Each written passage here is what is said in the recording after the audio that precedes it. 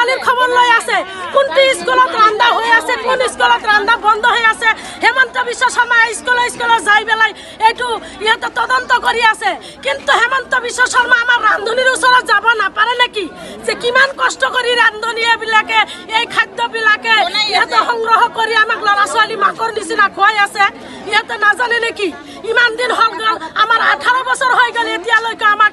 চৰকাৰীয়ে আমাক কোনো আমাক একো কৰা নাই বহুত আবেদন নিবেদন কৰাৰ পিছতো চৰকাৰে আমাৰ ফালে কাণ হাৰা নাই সেইকাৰণে আজি আমি 4 দিনীয়া কাৰ্যসূচী আন্দোলন লৈছোঁ এই 4 দিনৰ ভিতৰত আজি প্ৰথম কাৰ্যসূচী আমি আজি 4 দিনে কৰিম ইয়াতে কাৰ্যসূচী আমি তাৰ পিছত যদি আমাৰ হেমন্ত শৰ্মা যদি আমাক মানি নলয় ইয়াৰ পিছত যদি আমাক মানি নলয় আমি মাহেৰ পৰ মাহ আমি অনশনত বহি যাম যেতিয়ালৈকে এই সিদ্ধান্ত সমাপ্ত নকৰিব আমি এইখন অনশনত বহি থাকিম सरकारनि लांगोनायावहाय नोंसोर आन्दलन खालामनो बेनि बिसय मा थांखि लानानै आन्दलन खालामनो थादों मा थांखि लानानै आन्दलन खालामनायानो जोंना बेनो जों 2005 निफ्राय जों खामानिखौ मावबोदों 2005 निफ्राय मावनानै जोङो दिनैसिमबो जोंनि नांगौ सेलारिफोरखौ जोंनो होआ 1000ल' बिथन 1000 बिथनावबो समनि गेजेराव होयो अबेबा मासाव होयो अबेबा मासाव होआ 6-7 मास मथा मथि बेफोरबायदि बन्द खालामनानै दोनो जोङो इमान फुंनि 9टानिफ्राय जोङो गैयाबाबो 2टा जायो 2टानिफ्राय जोङो खामानि मावो गोरलैफोरखौ गथ'फोरखौ जोङो साफा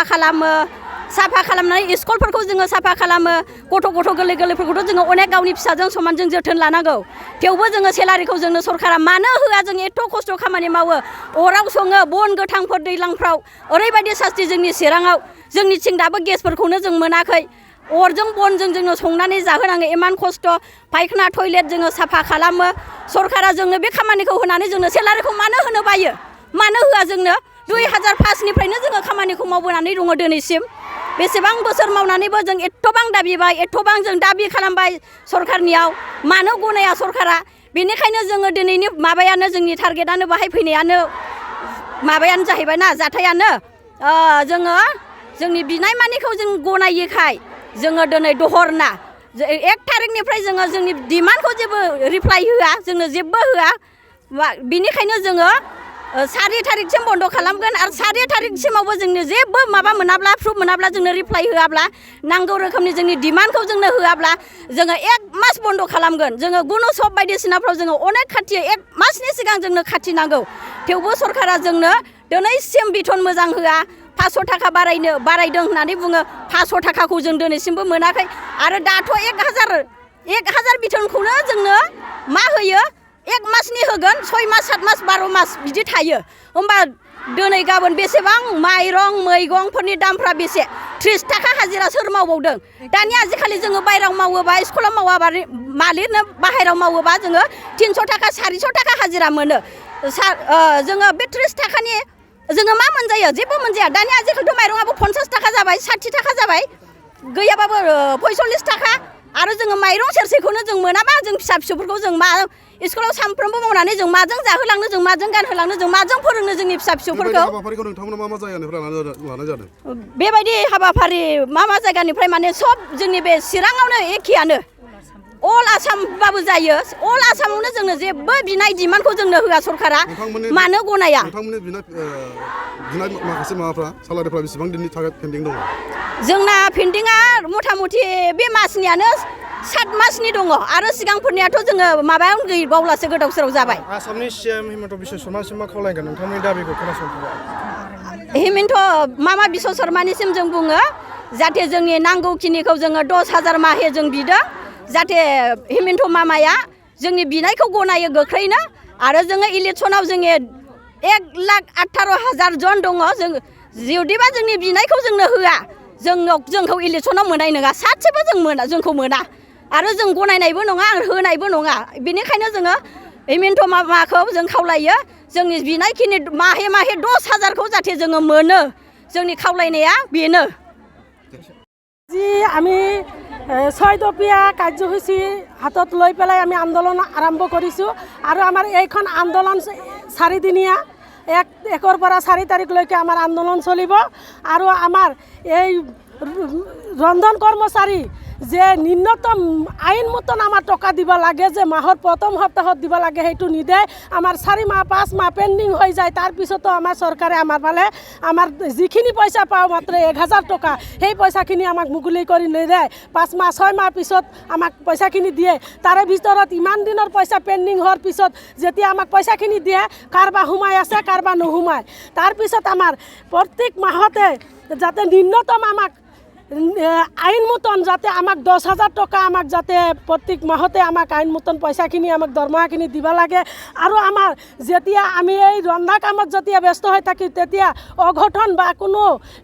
আঘাতপ্ৰাপ্ত হ'লে যাতে আমাক চৰকাৰৰ পৰা চিকিৎসা সাহায্যৰ ব্যৱস্থা কৰে। আৰু আমাৰ যেতিয়া 60 বছৰ হোৱাৰ পিছত যেতিয়া আমি কামৰ পৰা ৰিটায়াৰ হ'ম, তেতিয়া যাতে আমাক 3 লাখ টকা সাহায্য দিয়ে, সেই আইন ভিত্তিত আমি তাৰমানে আন্দোলন কৰিছোঁ। তাৰপিছত আমাৰ বছৰটো 12 মাহ, এই 12 মাহৰ ভিতৰত আমাক মাত্ৰ 10 মাহৰহে পইচা দিয়ে আৰু বাকী 2 মাহৰ পইচাখিনি নিদিয়ে। তাৰপিছত মধ্যাহ্ন ভোজন আঁচনিখন ব্যক্তিগত খণ্ড তাৰমানে অক্ষয় পাত্ৰৰ হাতত দিয়াৰ কাৰণে এই বিজেপি চৰকাৰখন যোজা চলাইছে, যে আমি 18 বছৰৰ পৰা কাম কৰি আছোঁ, আমি যে 1000 টকাত কাম কৰি আছোঁ। চৰকাৰে কি এইটো নাজানে নেকি? আমাৰ আজি চৰকাৰে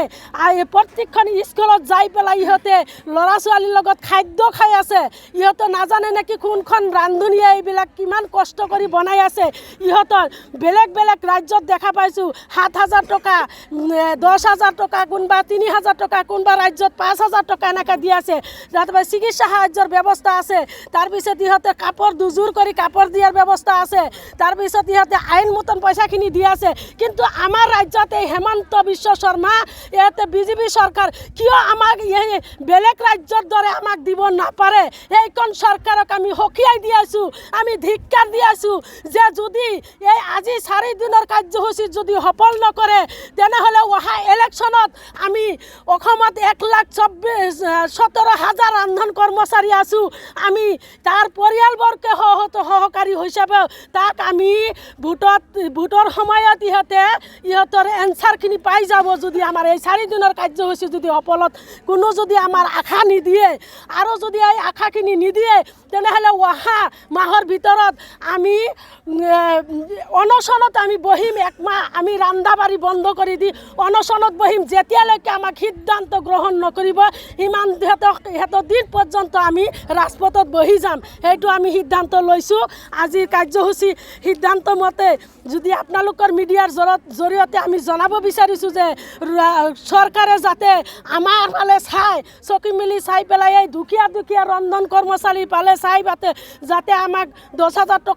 টকা দিয়াৰ ব্যৱস্থা কৰে, আৰু আমাক ৰন্ধন কৰ্মচাৰী যাতে চৰকাৰী কৰ্মচাৰী হিচাপে যাতে স্বীকৃতি দিয়ে, এই হিচাপত আজি আমি আন্দোলন কৰিব লগা হৈছে। আপোনালোকে জানে যে আমি কত দুখীয়া। আমি স্কুলত 9টা বজাত যাই চাফাই কামৰ পৰা আমি পিয়নৰ কাম, আমি